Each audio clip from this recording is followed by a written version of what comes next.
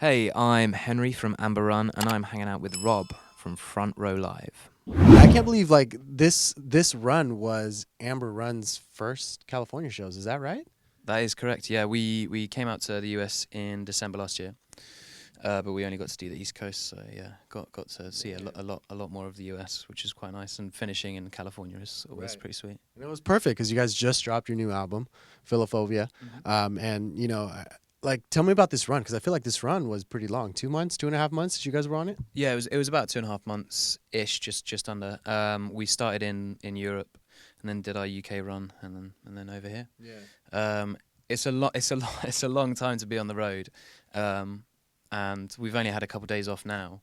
But I'm terrified of going home and just like everyday life, going to the shops and just crying. Yeah. Yeah. So was this like a life-changing thing for you guys? This tour specifically? Um, Life changing, yes, in the sense that we've never been to these places before, and these are whole new opportunities and new experiences. But with this whole thing, you never know what's going to happen, you know. So like, um, I'm inclined to say yes, but I don't want to jinx anything. So yeah, it was a really cool tour though. Yeah. So talk to me about this album that you guys recently dropped. September was the release for it. September Um, 13th or something. Yeah, like it's relatively new. So, talk to me about the creative process behind this album and what made this record different from the past. Um, in the past, I mean, the first record was essentially a collection of songs that had been written over years, you know. Whereas the second record was a very deliberate attempt to exercise all of our frustration and anger with music in general, with ourselves, with the industry, and we weren't in a very good headspace at that time. And coming out of that second album cycle, we were able to look at ourselves and say like we actually really love doing this. Like why would we torture ourselves with this? Right. So it was a much more positive writing experience, recording experience, and touring as well. And we've just been like afforded the opportunity by people out there to carry on doing this, and we decided that we're not going to squander that.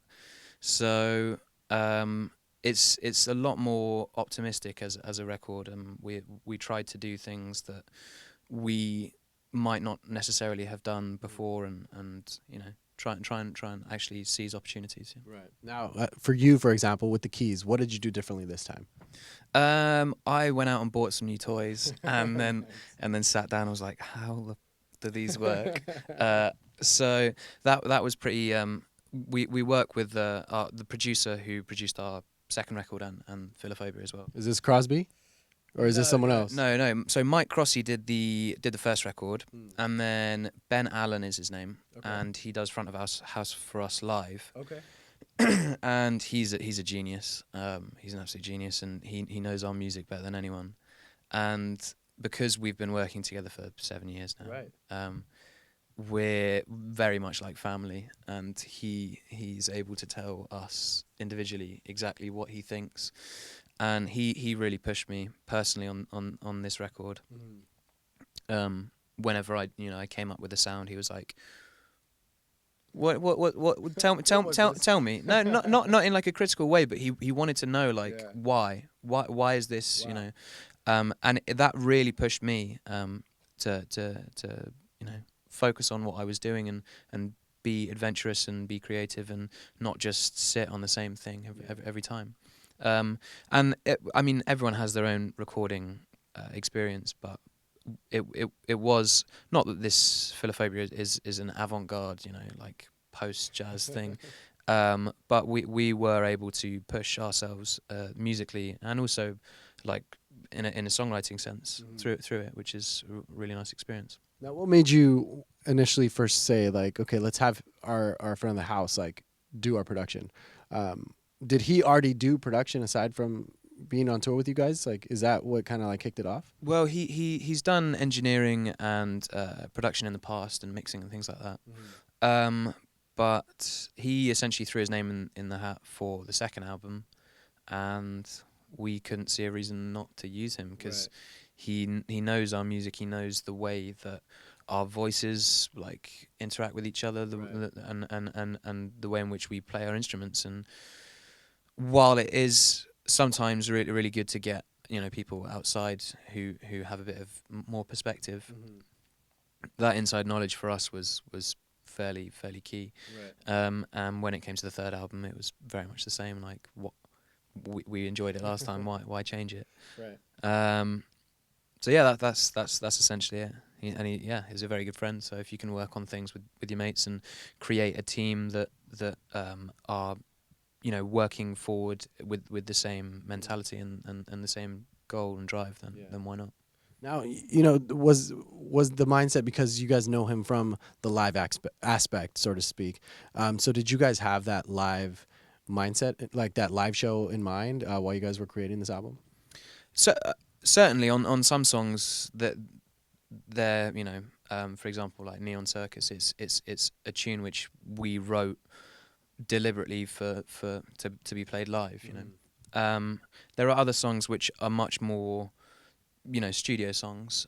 For example, I Dare You is essentially a trip hop tune with a bit more pop thrown in there, and it's one that I absolutely love because when we started looking at that song, it was essentially a ballad, and we were like looking at each other like, what do we do with this? And although to go back to your question, although there were definite live aspects on the record, we doing an album of just that would, I think, become fairly bland and boring for not just us but for the audience. So yeah, we threw in some stuff. What Could Be As Lonely As Love, which is one of our singles, is another one that we went in with one thing in mind, and through the studio it became a whole nother thing, and then now when we play it live again, it's evolving constantly. It's really fun. Now, you mentioned you guys also challenge yourselves in the writing process.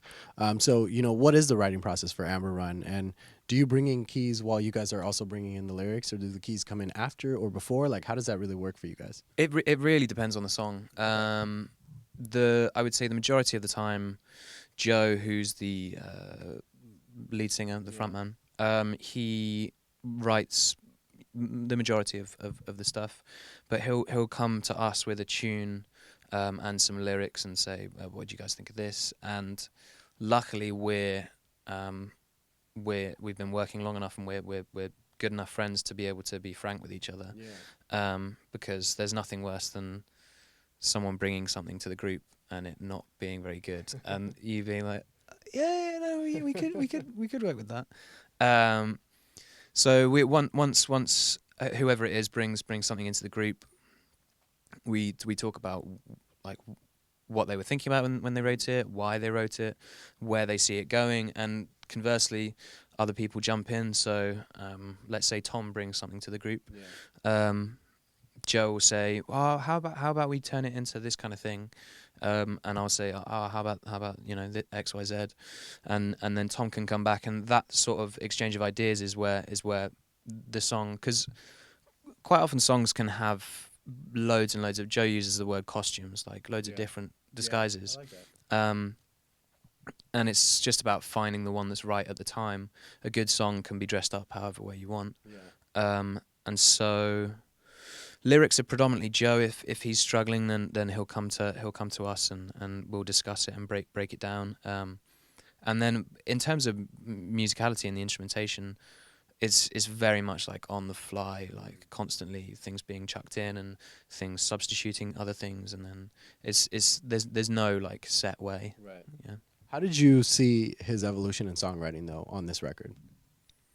Good question. He has certainly. He wants more input from us. Not that he needs it. I think he More collaborative. Exactly. Joe is really enjoying the collaborative work that we're doing at the moment, and so the stuff that we are making beyond the third record now, because I mean it just dropped. it never stops though. Like we've been on the road essentially since the album came out, and now that we've finished and we're looking at our calendar, it's like there's nothing in here. So of course we're going to write. Moving forward, as I say, we want Amber Run to be a collaborative thing, and so the more that people put in, like with anything, like with society, the more different things you have, the better it's going to be. Right. How different do you guys feel it was, you know, being Amber Run on that record, that debut record with a major label behind you guys, as opposed to now, like you're on your third album, you guys are doing it all yourselves as well? It's certainly a very different experience. Yeah. We were children when we first got signed. It was my first band, and we'd been together for less than a year before we got signed. That's you know, fast. yeah, really fast, and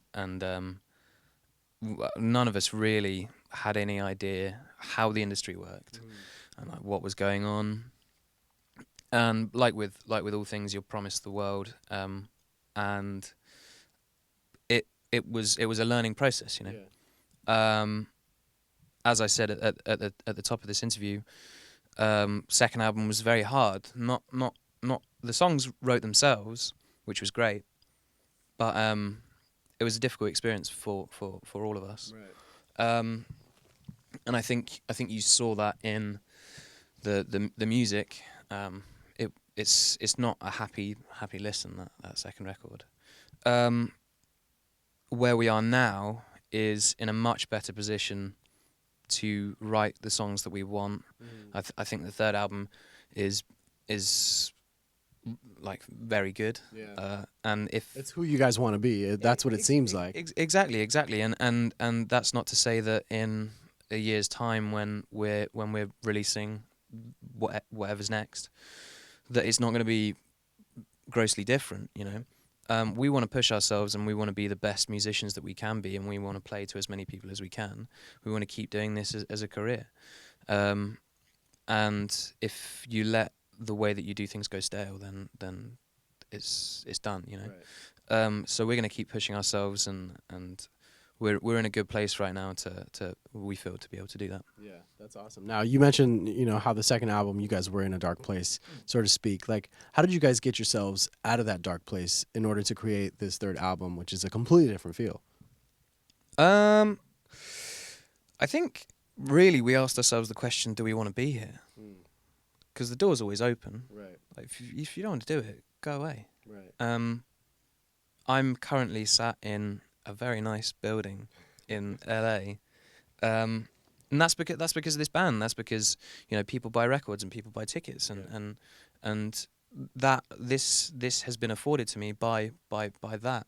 And if that's not what I want, for whatever reason, if it's a fine thing. If you don't want to do it, then don't bother doing it. But if you want to do it, then do it right. In the words of George Michael. If you're gonna do it right. Like there's no point. So I think we all looked at ourselves and realised that we were being just moody boys, which is fine. But you have to at some point pull yourself up and be like, we have a good opportunity here. Like, let's not miss it. Right, that's true. That's true. Now, you guys just wrapped this run in the States. So what's next for the remainder of the year? Are you guys done for the year aside from these other one-off dates that you guys have? And then focusing more on music, or can we expect you guys to be touring a little longer for this record? I would love to. There's nothing in the diary at the moment.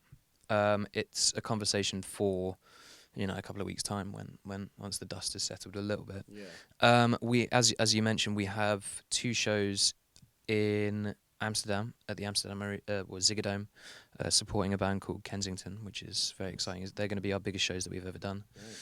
Right. And then we're playing a festival later on in December. But I think, to be honest, we're going to take a little bit of time to not see each other, and start writing. Yeah. Like it's the itch that is never ever scratched. So right. Yeah, try and get in as soon as we can. And I mean, we all live. Essentially, I live with Tom, and Joe lives just down the road. So it's very easy for us to just ring each other up one morning and be like, "Do you want to do this?" It's like, "Yeah, all right." So yeah, it's. I think that's what we're going to occupy our time with.